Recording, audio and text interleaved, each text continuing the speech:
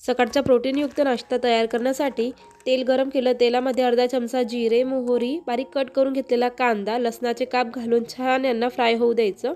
यामध्ये चिरून घेतलेली हिरवी मिरची घेतली आणि कढीपत्ता घेतलं। याला सुद्धा छान तेलावरतीच रोस्ट करून घ्यायचं आहे, छान फ्राय करून घ्यायचं।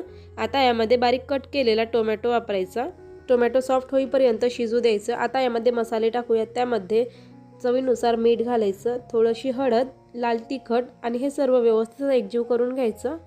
मसाला छान एकजीव होईपर्यंत शिजवून घ्यायचं, छान मिक्स करून घ्यायचं। आता यामध्ये रात्रभर भिजत घातलेले अख्खे मूग घालायचे। यामधील पाणी फेकून दिलं आणि धुवून घेतले। याला छान 2 मिनिटे वाफेवर शिजू द्यायचं। वाफेवर छान शिजल्यानंतर अर्धा कप पाणी घालून एकजीव करून घ्यायचं आणि झाकण लावून 5 ते 7 मिनिटे शिजवून घ्यायचं। 5 मिनिटानंतर छान शिजलेले आहेत आपले मुगाचे उसळ। आता यामध्ये भरपूर कोथिंबीर घालून 1 मिनिट शिजू द्यायचं आणि गरमागरम सर्व करायचं। एकदम प्रोटीनयुक्त नाश्ता तयार झाला। व्हिडिओ आवडल्यास लाईक करा।